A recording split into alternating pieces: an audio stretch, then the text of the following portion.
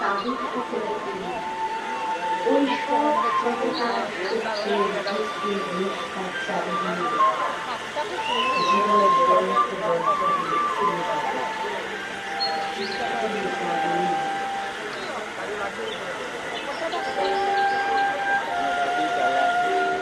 উত্তর আফ্রিকার সূত্রে পেয়েছে শুধু এক গুচ্ছ চাবি।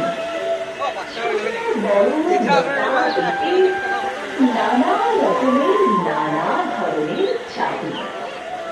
মা বললেন যত্ন করে তুলে রেখে দে। তারপর যখন বয়স বাড়ল, জীবন এবং জীবিকার সন্ধানে পথে নামতে হলো, পকেটে সম্বল শুধু সেই এক গুচ্ছ চাবি।